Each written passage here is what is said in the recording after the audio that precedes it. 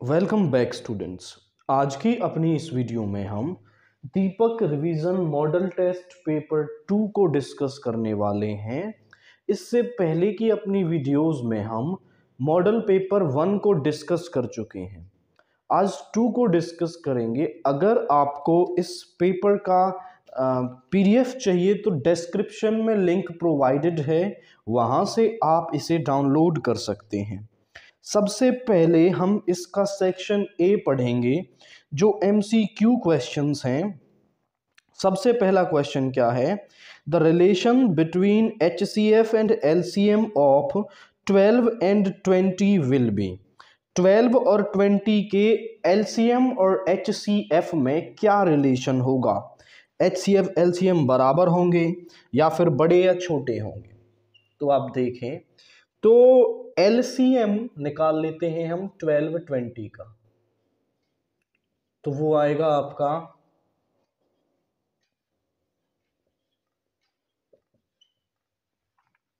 ये आ गया 5 3 15 60, तो एलसीएम आ गया 60। और जब आप इनका एलसीएम निकालेंगे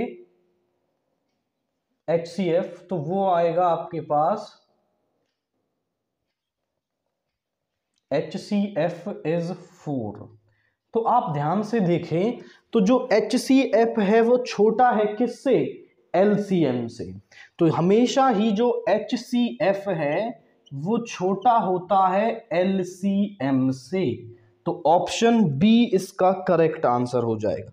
नंबर्स चाहे कोई भी हो, HCF हमेशा LCM से छोटा ही होगा। सेकंड क्वेश्चन भी ऐसा ही दे रखा है कि the LCM of 3 different prime numbers will be. अब 3 प्राइम नंबर है, ऐसा मान लो, जैसे मैं एक एग्जांपल देता हूं 2 3 5। ये 3 प्राइम नंबर है और आपसे कहा जाए कि तीनों का एलसीएम निकाल दो, तो किसी नंबर से ये डिवाइड तो होंगे ही नहीं। तो एलसीएम क्या आ जाएगा? LCM will be 2 into 3 into 5, यानी जो LCM है वो प्रोडक्ट के बराबर हो जाता है। अगर वो नंबर्स प्राइम है तो LCM जो है वो प्रोडक्ट के बराबर हो जाएगा। So it's option will be C. C is the correct answer. 3 क्या कह रहा? Which of the sum and product of zeros of the following quadratic polynomial will be। sum of zeros दे रखा है हमें और product of zeros दे रखा है और वो कह रहा है कि quadratic polynomial बना दीजिए। so let alpha and beta are the zeros। ये हमने मान लिया कि ये zeros हैं। तो अल्फा प्लस बीटा कितना दे रखा है हमें? -1/4। अल्फा बीटा दे रखा है 1/4। यदि हमें सम ऑफ जीरोज पता हो और प्रोडक्ट ऑफ जीरोज पता हो तो क्वाड्रेटिक पॉलिनोमियल क्या होता है? So px is equal to k into x square minus alpha plus beta into x plus alpha beta. यहां हम वैल्यूज रखेंगे। So k into x square minus, यहां पे आ गया माइनस का 1/4 इंटू एक्स प्लस का 1/4। अब आप ध्यान से देखिए प्लस का हो गया, एलसीएम हमारा 1 आ गया, यहां एलसीएम आ गया 4। तो यहां पे हो गया 4x square plus x plus 1। इस 4 को बाहर ले लेंगे, k/4 is equal to 4x square plus x plus 1। आप ध्यान से देखें, आप बोले सर k क्यों लिया? तो आप देखें कि इन जीरोज को, ऐसे पॉलिनोमियल जिनका सम ऑफ जीरोज -1/4 हो और प्रोडक्ट ऑफ जीरोज 1/4 हो, ऐसे इनफाइनाइट पॉलिनोमियल्स बनाए जा सकते हैं। k की वैल्यू बदलते जाओ और आपको इनफाइनाइट पॉलिनोमियल्स मिल जाएंगे। k1 रखो तो एक पॉलिनोमियल, k2 रखोगे तो एक पॉलिनोमियल, ऐसे इनफाइनाइट पॉलिनोमियल्स मिल जाएंगे। हमें जिसकी ज़रूरत है उसको हम देख लेते हैं। भाई देखो, मतलब यहाँ बाहर कुछ भी नहीं दे रखा है ऑप्शंस में, केवल 4x² से शुरुआत हो रही है। अगर हम यहाँ k1 लेते तो पॉलिनोमियल क्या आता, वो आता 1/4 into 4x² plus x plus 1। इसका भी सम ऑफ जीरो और प्रोडक्ट ऑफ जीरोस यही होगा। अब उसने बाहर कुछ नहीं दे रखा, मतलब k की वैल्यू 4 ले लो, तो पॉलिनोमियल क्या बन जाएगा, 4x² प्लस x प्लस 1। हमें अकॉर्डिंगली देखना होता है कि बाहर क्या दे रखा है, उसके अकॉर्डिंग हम k की वैल्यू रख लेते हैं। अब आप देखें किससे ऑप्शन मैच हो रहा है, दैट इज डी हमारा यहां पर मैच हो रहा है। क्वेश्चन 4 को देखें, 10th term of the AP is, इस एपी की 10th टर्म क्या होगी। हमें एपी दे रखी है -0.1, -0.2, -0.3, और इस एपी की 10th टर्म निकालनी है। फर्स्ट टर्म है माइनस का 0.1, कॉमन डिफरेंस आ जाएगा a2 माइनस a1, यानी माइनस का 0.2 माइनस का 0.1, यहां आ गया प्लस का 0.1 यानी माइनस का 0.1। और 10th टर्म को हम लिख सकते हैं a प्लस 9d, a है हमारे पास माइनस का 0.1 प्लस 9 इंटू माइनस का 0.1, ये हो जाएगा माइनस का 0.1 माइनस का 0.9, यानी माइनस का 1.0, and that is our option D, option C, minus का 1.0 यहां पर आंसर होगा। क्वेश्चन 5 को देखें, क्या कह रहा है, the product of two consecutive positive integers is 306, that integers are, option दे रखे हैं, दो कंजिक्यूटिव मतलब दो लगातार पॉजिटिव इंटीजर्स का जो सम है वो आपका क्या आ रहा है, 306 आ रहा है। ऑप्शन ए है 18 एंड 19, ऑप्शन बी है हमारे पास 12 एंड 13, ऑप्शन सी है हमारे पास 16 एंड 17, ऑप्शन डी है हमारे पास 17 एंड 18। अब वो कह रहा है इनमें से किन का प्रोडक्ट, आप देखें यहां तो यूनिट प्लेस पर 2 आएगा, ये नहीं हो सकता, यहां 6 आएगा, इसको करके देख लेना है, बट यहां पर ये 306 नहीं आ सकता, यहां पर यूनिट तो ये डेफिनेटली डी इसमें होगा। आप चेक कर लेना, जिसका प्रोडक्ट 306 आ रहा है उसको इसमें टिक कर देना है। अब क्वेश्चन 6 को आप देखें, the coordinates of the point which divides the join of the points in the ratio, हमें दो पॉइंट दे रखे हैं -1,7 एंड दूसरा पॉइंट दे रखा है 4,-3, और कोई एक पॉइंट है लेट से C, जो इन पॉइंट को आपका क्या है 2:3 में डिवाइड करता है। तो इस C पॉइंट के कोऑर्डिनेट्स हमें बताने हैं, तो C पॉइंट के कोऑर्डिनेट्स निकालेंगे हम बाई सेक्शन फार्मूला। तो सेक्शन फार्मूला लगाएंगे तो C के कोऑर्डिनेट्स क्या आ जाएंगे, सो x इज इक्वल टू, इसकी इधर 2 into 4 is 8, 3 into -1 is -3 upon 2 plus 3, 2 into -3 is -6, 3 into 7 is 21 over 5। तो यहां पर C के कोऑर्डिनेट्स क्या आ गए, 5/5, 15/5, यानी कि C के कोऑर्डिनेट्स आ गए 1,3, और आप इसमें देख लें कौन सा ऑप्शन दे रखा है। इसके बाद क्वेश्चन 7 को आप देखें, क्या कह रहा है, in the given figure triangle ODC is similar to triangle OAB and angle BOC is 100 degree, ODC is 60 degree, then OAB is equal to, मैं फिगर यहां पर बनाता हूं, देखिए ज़रा, इस तरीके से दो लाइनें दे रखी हैं which are parallel.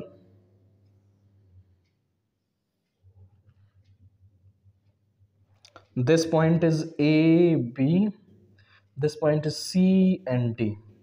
ये एंगल 60 डिग्री का दे रखा है, ये 100 डिग्री का दे रखा है। वो कह रहा है triangle ODC is similar to triangle OAB। अब देखिए ये ODC OAB के सिमिलर है। आप ध्यान से देखें तो यहां पर ODC is similar to OAB, OAB के सिमिलर है। अगर यहां पर हम इस वाले को देखें तो ये लाइंस हमें कुछ नहीं कह रखा कि पैरेलल हैं, but ODC is similar to OAB। यहां पर अगर ये दोनों ट्रायंगल सिमिलर हैं तो जो एंगल ODC है वो बराबर होगा एंगल OAB के, बिकॉज दे आर सिमिलर। और सिमिलर ट्रायंगल्स के कॉरस्पॉन्डिंग एंगल्स क्या होते हैं, इक्वल होते हैं। तो ये जो ODC है वो 60 दे रखा है और एंगल OAB हमें निकालना था, यानी कि वो तो सिंपली मिल गया, एंगल OAB इज 60 डिग्री। इसके बाद क्वेश्चन 8 को आप देखें तो क्वेश्चन 8 क्या है, from a point Q the length of tangent to a circle is 24 centimetre and the distance Q from the centre is 25 centimetre. क्या है, एक फिगर दे रखी है, यहां पर एक सर्कल है, एक Q पॉइंट से यहां पर एक टेंजेंट डाली गई है और उस टेंजेंट की जो लेंथ है दैट इज 24 सेंटीमीटर। और फिर यहां से एक सेंटर से परपेंडिकुलर है OT और OQ की जो लेंथ है वो दे रखी है 25 सेंटीमीटर। वो कह रहे हैं कि OT निकाल दीजिए। अब ये अपने को क्लियर है कि एक्सटर्नल पॉइंट से टेंजेंट डालेंगे तो टेंजेंट और रेडियस के बीच में एंगल 90 डिग्री का बनता है। So this triangle OTQ is right angle triangle. तो ट्रायंगल इन ट्रायंगल OTQ ये पाइथागोरस थ्योरम लगा सकते हैं हम, OT का स्क्वायर प्लस TQ का square is equal to OQ का स्क्वायर। इसको इधर ले जाएंगे, OT का स्क्वायर इज OQ का स्क्वायर यानी 625 और 24 का स्क्वायर इज 576।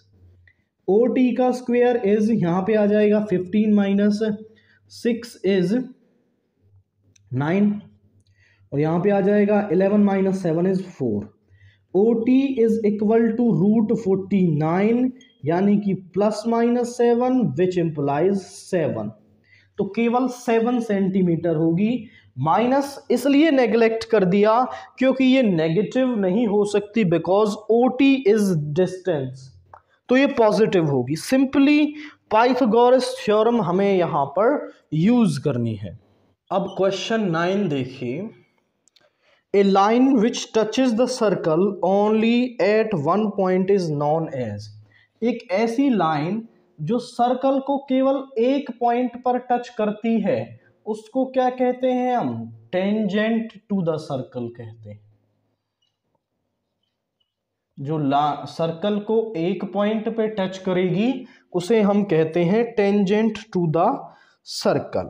क्वेश्चन 10 देखिए, वो कह रहा है which of the following statement is true. यहां दे रखा है कॉसेक 90 माइनस थीटा।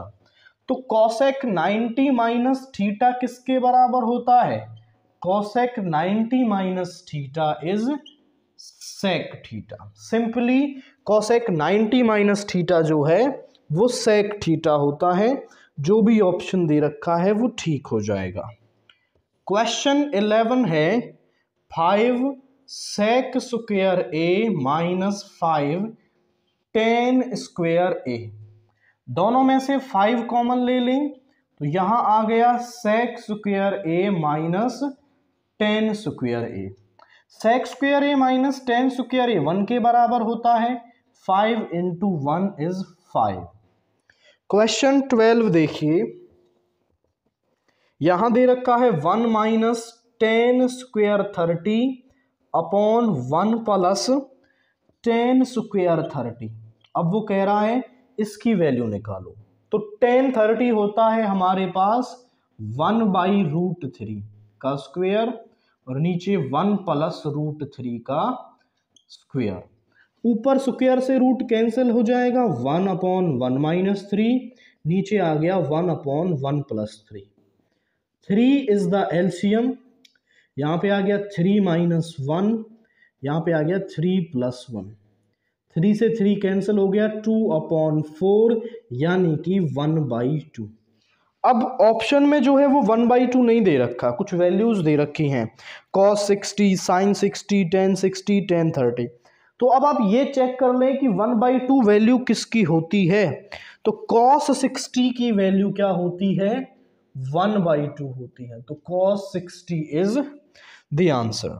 क्वेश्चन 13 देखिए, क्या कह रहा है, the radius of the circle is 14 centimetre and the area of its sector will be if the angle of sector is 60 degree.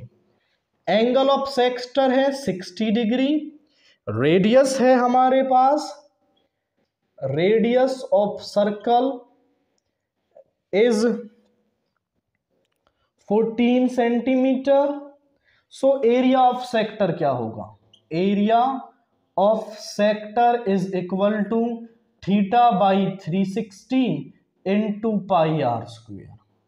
Theta है 60 degree upon 360 degree into 22/7 into 14 into 14। 7 से 2 यहाँ पे आ गया 6, 2 से 3 टाइम मल्टीप्लाई करें, 308/3 centimetre square क्या होगा, area होगा। देखो काफी कंफ्यूजन करने के लिए 308/3 दे रखा है 3 ऑप्शंस में, बट उनके यूनिट्स में डिफरेंस है। पहले ऑप्शन में सेंटीमीटर क्यूब दे रखा है, सेंटीमीटर क्यूब किसकी यूनिट होती है, वॉल्यूम की, हम निकाल रहे हैं एरिया।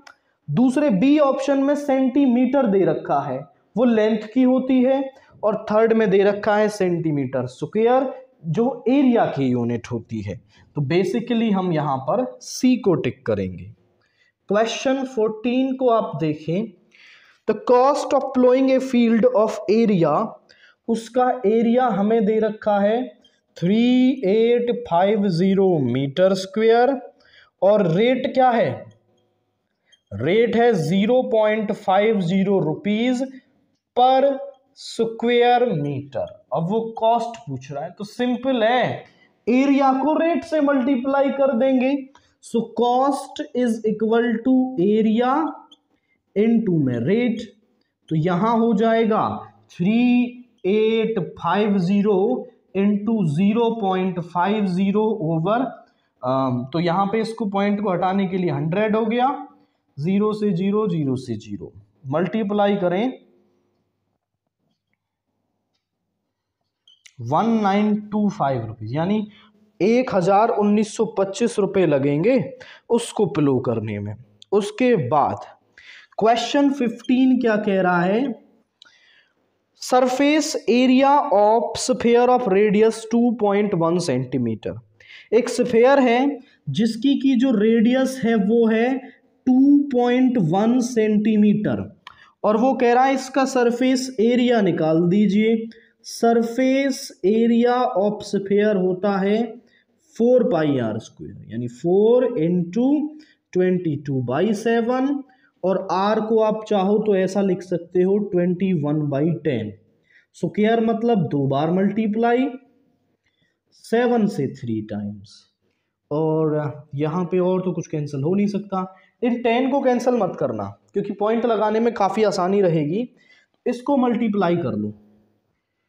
12 2 ज़ा 24, 12 2 ज़ा 24, 264 into 21/100 and this will be our area. इसको मल्टीप्लाई कर लेते हैं, 264 इंटू 21,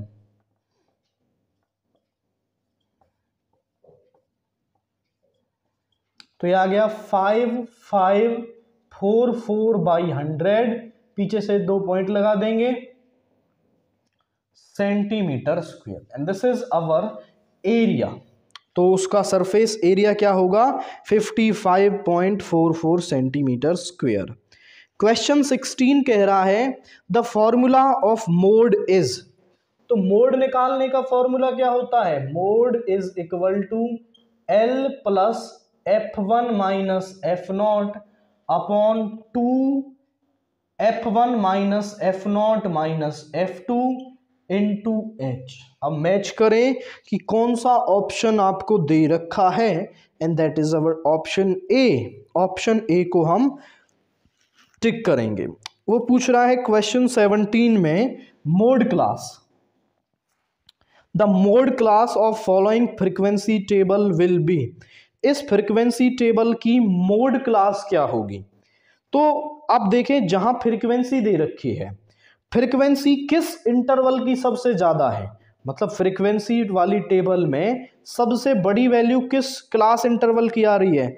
तो आप देखें यहां पर 13, यानी कि क्लास इंटरवल है 40 to 50, इसमें फ्रीक्वेंसी सबसे ज्यादा है, तो ये क्या होगी? हमारी मोड क्लास होगी, या मॉडल क्लास भी इसको बोल देते हैं। मोड क्लास या फिर मॉडल क्लास, दोनों का मतलब एक ही होता है, बस केवल फ्रीक्वेंसी को देखना है कि फ्रीक्वेंसी कहां पर है। क्वेश्चन 18 को आप सुने, क्या कह रहा है? When a die is thrown, then the probability of getting a number 7 will be, जब एक डाई को उछाला जाता है तो सैंपल स्पेस क्या बनता है? सैंपल स्पेस बनता है 1 2 3 4 5 6, यानी जब डाई को फेंकेंगे 1 आ सकता है, 2 आ सकता है, 3 4 5 6 कोई भी नंबर आ सकता है। वो पूछ रहा है प्रोबेबिलिटी ऑफ गेटिंग 7 आने की प्रोबेबिलिटी बता दो। तो क्या यहां पर 7 आ सकता है? डेफिनेटली नहीं आ सकता। तो ये एक इम्पॉसिबल इवेंट है। तो इम्पॉसिबल इवेंट की प्रोबेबिलिटी क्या होती है? इम्पॉसिबल इवेंट की जो प्रोबेबिलिटी है वो 0 होती है। अब क्वेश्चन 19 देखिए, जो असर्शन रीजन का क्वेश्चन है। असर्शन और रीजन दो स्टेटमेंट हमें दे रखी होती हैं और दोनों को हमें चेक करना होता है। तो असर्शन है if HCF of 5 110 and 92 is 2, और इनका LCM है ये।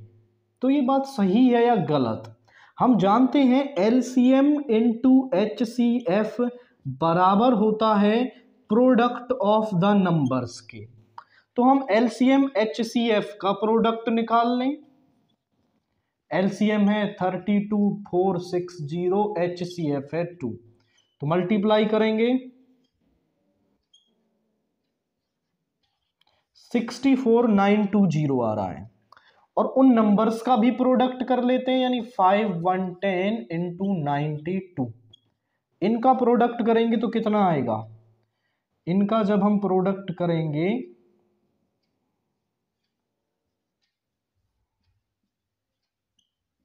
46920। क्या दोनों बराबर आ रहे हैं? Definitely not. सो ये जो स्टेटमेंट है ए इज फॉल्स, तो जो ए है वो फॉल्स हो गई। और आप देखें तो रीजन क्या दे रखा है? HCF into LCM is equal to product of numbers, यानी कि जो R है वो ट्रू है। A is false and R is true. अब आप चेक कर लें कौन सा ऑप्शन आपको दे रखा है। A is false and R is true, that is option D. तो डी को आप टिक करेंगे। ऐसे ही 20 वाले में चेक करें, mid point of the line segment divides the line segment in the ratio 1:1। किसी भी लाइन का जो मिड पॉइंट है वो उस लाइन को 1:1 में डिवाइड करता है। तो ये बात बिल्कुल सही है, दोनों तरफ का रेशियो सेम होता है। सो ए इज ट्रू, जो ए है वो यहां पर ट्रू हो गया। आर पढ़ें, the ratio in which the point -3, k divides the line segment joining the points is 1:2। मतलब इन दो पॉइंट्स को आपका एक लाइन ज्वाइन कर रही है -5,4 एंड -2,3। एक बीच में कहीं पॉइंट है -3,k, वो इस लाइन को 1:2 में डिवाइड करता है। तो आप देखें कि दो तरीके हैं, या तो आप रेशो निकाल लो या फिर इस रेशो को यूज करके इस पॉइंट के कोऑर्डिनेट निकाल लो। अगर वो मैच करते हैं तो बात सही है, अदरवाइज गलत है। तो इस पॉइंट के कोऑर्डिनेट में निकाल लेता हूं। लेट्स से दिस इज सी। सी के कोऑर्डिनेट क्या आएंगे जरा देखो। 1 इंटू -2 इज -2, 2 इंटू -5 इज -10/3, और यहां पे आ गया 1 इंटू 3 इज 3, 2 इंटू 4 इज 8/3। यहां सी के कोऑर्डिनेट आ रहे हैं -12/3 यानी -4, और यहां पे आ गया 11/3। क्या देखो दोनों मैच हो रहे हैं, so R is false. A is true and R is false. तो आप चेक करें कौन सा ऑप्शन है। A is false and R is true, A is true and R is false. तो ऑप्शन सी को आप टिक करें। दोनों के ऑप्शन इसमें ऊपर एक जगह ही दे रखे होते हैं, बार बार ऑप्शन नहीं देते, दोनों के एक साथ होते हैं। अब सेक्शन बी को आप देखें, क्वेश्चन 21। दो इक्वेशंस दे रखी हैं, 2x/3 -3y/2 is equal to -2, और x/2 plus 4y/3 is equal to 25/3। तो इन दोनों को सॉल्व करने के लिए आप पहले इनका एलसीएम लेके टर्म को उधर भेज दो। जब आप इसका एलसीएम लेंगे तो यहां आएगा 6, 3 2 जा 6, यहां हो गया 4x, 2 3 जा 6, यहां हो गया माइनस का 9y इज इक्वल टू -2। इसको इधर ले जाएंगे तो ये हो जाएगा 4x minus 9y is equal to -12। This is our first equation. Similarly यहां पर एलसीएम लें 6, तो ये हो जाएगा 3x plus 8y is equal to 25/3।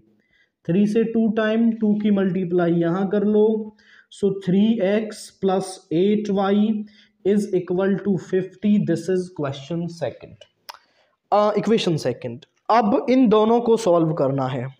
दोनों को सॉल्व करने के लिए हम एलिमिनेशन मेथड यूज कर लेते हैं। x का कोफिशिएंट सेम बनाते हैं, इसको 3 से इसको 4 से मल्टीप्लाई कर देते हैं। इक्वेशन 3 फर्स्ट को हम 3 से मल्टीप्लाई करेंगे और उसमें से सब्ट्रैक्ट कर देंगे इक्वेशन 2 को आफ्टर मल्टीप्लाइंग इट बाई 4। तो यहां पे हो जाएगा 3 4 जा 12x minus 27y is equal to -36। 4 से करेंगे 12x plus 32y is equal to 1200। Minus minus minus cancel, यहां पे आ गया 9 5 माइनस का 59y और यहां माइनस का 236। इसको इधर ले जाएंगे 236/59, यानी ये कैंसिल होगा एग्जैक्टली y की वैल्यू आ गई 4 टाइम्स। अब y की 4 वैल्यू यहां रख दो, put y is equal to 4 in first, तो यहां आ जाएगा 4x minus 9 into 4 is equal to -12। 4x is -12 plus 36 यानी 24, 4 से 6 टाइम, तो x की वैल्यू आ गई 6। y is 4 and x is 6। ये वैल्यूज हमारे पास आ रही हैं। इसके बाद क्वेश्चन 22 देखिए। In the figure, E is the point on the side CB produced of an isosceles triangle ABC with AB is equal to AC. If AD is perpendicular to BC and EF is perpendicular to AC, then prove that ABD is similar to ACF. एक figure हमें दे रखी है, वो हम बनाते हैं। इस तरीके से एक ट्रायंगल दे रखा है, इसका नाम है ABC। अब ए से BC पर एक परपेंडिकुलर डाली गई है एट पॉइंट D, और यहाँ कहीं आपका एक E पॉइंट है, और इस E पॉइंट से AC पर एक परपेंडिकुलर डाली गई है, ये दे रखा है। और AB और AC बराबर हैं, तो गिवन लिख देते हैं हम क्या क्या है। गिवन है कि जो AB है वो AC के बराबर है, और AD perpendicular to BC, and ये है E और ये है F। EF is perpendicular to AC, और तो कुछ नहीं दे रखा है। इसके बाद हमें प्रूव क्या करना है, to prove triangle ABD is similar to triangle ECF के सिमिलर है। आप ध्यान से देखें तो ये 90 का है, तो ये वाला एंगल भी 90 का हो जाएगा, because they are linear pair.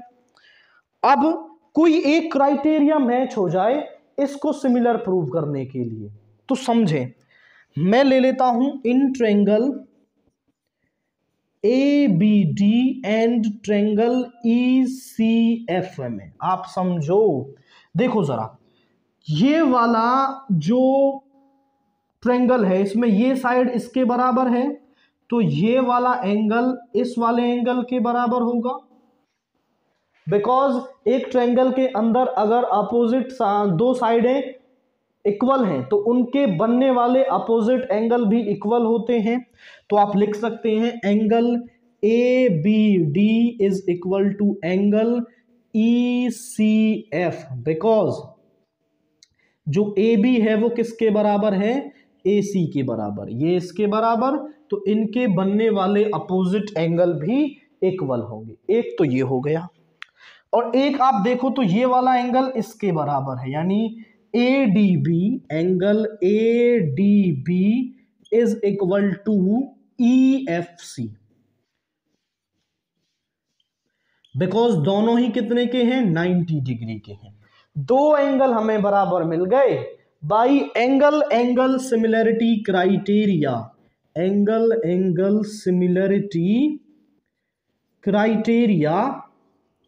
Triangle ABD is similar to triangle ECF, simple as that। केवल दो एंगल्स को बराबर दिखाना है और फिर एंगल सिमिलरिटी क्राइटेरिया से हम इन्हें सिमिलर कर सकते हैं। अब क्वेश्चन 22 के और वाला पार्ट देखिए, क्या कह रहा है, E and F are the points on the sides PQ and PR respectively of a triangle PQR. For the following case state whether EF is parallel to QR। हमें एक PQR ट्रायंगल दे रखा है, we had PQR, PQ line पर E point है और PR पर है F, और एक लाइन है, और हमें कुछ वैल्यूज दे रखी हैं, that is PQ is 1.28 centimetre and PR is 2.56 centimetre, PE is 0.18 and PF 0.36। आप समझें कि यदि हम PE अपॉन PQ को PF अपॉन PR के बराबर दिखा दें, तो बाई कन्वर्स ऑफ BPT हम कह सकते हैं कि EF पैरेलल होगा QR के। तो ये दोनों वैल्यूज यहां से निकाल लो, ये गिवन दे रखा है आपको।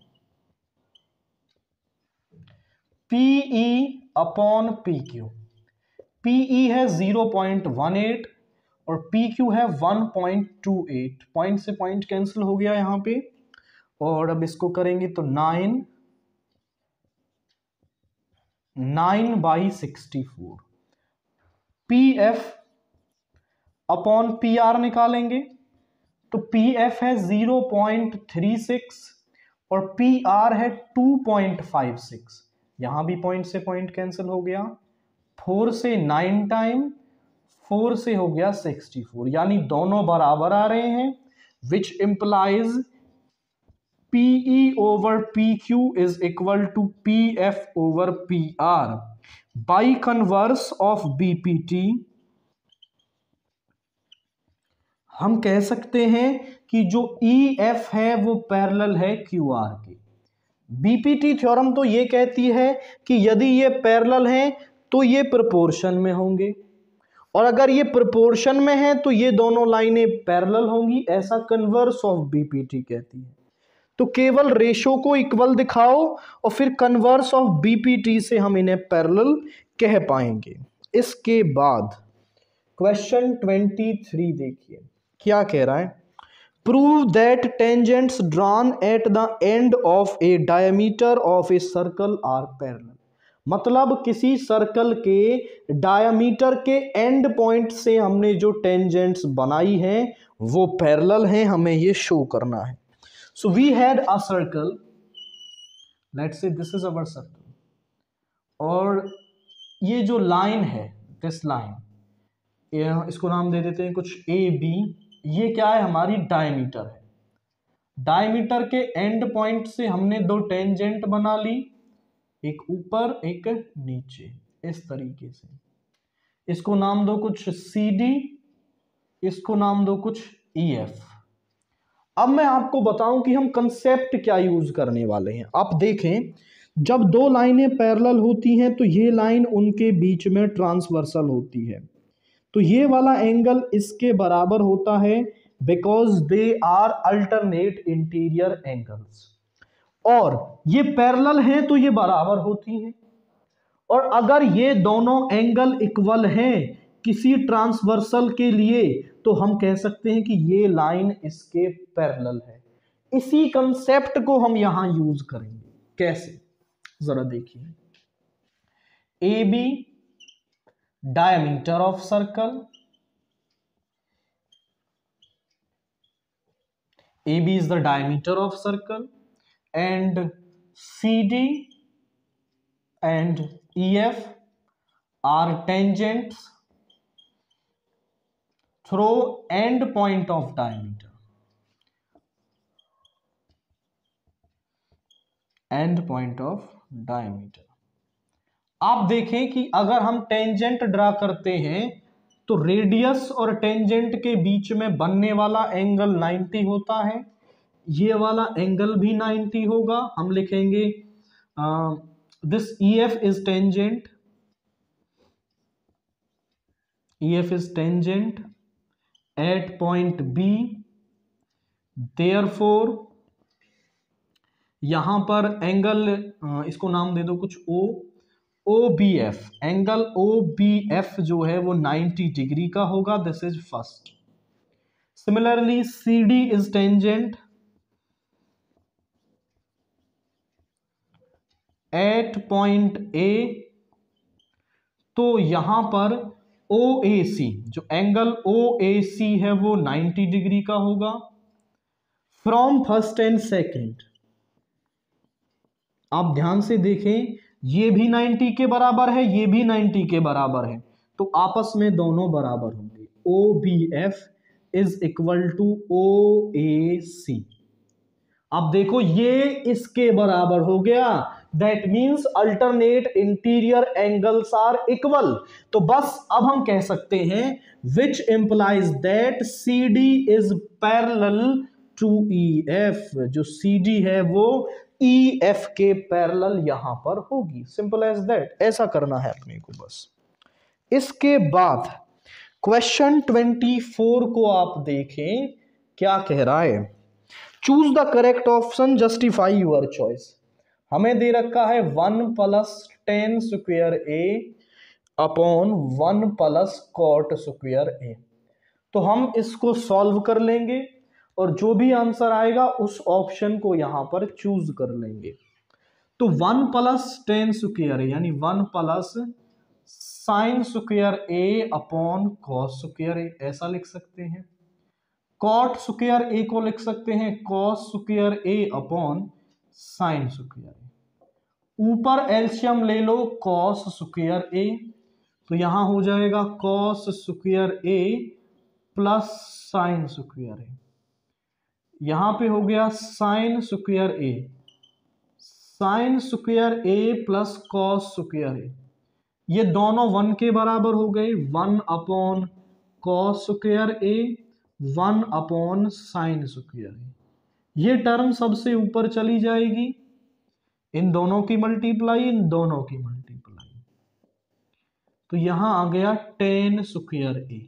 आप ध्यान से देखें तो ऑप्शन डी आपको यही दे रखा है। केवल ऑप्शन टिक नहीं करना है, ये आपका 2 मार्क्स का क्वेश्चन है, तो इसको सॉल्व करने के बाद इस तरीके से ही आपको आंसर लिखना है। अब क्वेश्चन 25 को देखें तो क्वेश्चन 25 क्या कह रहा है, find the circumference of a circle whose area is 6.16 centimetre. Area हमें दे रखा है 6.16 सेंटीमीटर स्क्वायर, और वो कह रहा है कि उसका आप सर्कमफेरेंस निकाल दीजिए। So area that is pi r square होता है 6.16, पाई को इधर ले जाओ तो ये हो जाएगा 616/100, पाई डिवाइड में आएगा तो 22/7 लिख देंगे, 7 ऊपर चला गया और नीचे है 100 इंटू 22। यहाँ पे आप 2 से 11 टाइम, 2 से 8 टाइम, 11 से कर लो 2 8। अब इसकी मल्टीप्लाई करोगे तो ये हो जाएगा आपका 196/100। आर स्क्वायर को इधर ले जाएं तो रूट बन जाएगा 196/100। 196 का रूट होता है 14 और 100 का होता है 10, यानी 1.4 सेंटीमीटर। तो बस इस एरिया वाली कंडीशन से हमें रेडियस निकालनी थी और रेडियस हमें मिल गई। अब हम निकालेंगे सरकमफेरेंस। सरकमफेरेंस बराबर होता है 2πr, तो इसको लिख लेंगे 2 इंटू 22/7 इंटू आर यानी 14/10। ये हो गया, मल्टीप्लाई करें, दिस इज 88/10 यानी कि 8.8 सेंटीमीटर हमारे पास इस सर्कल का जो सरकमफेरेंस है वो होगा।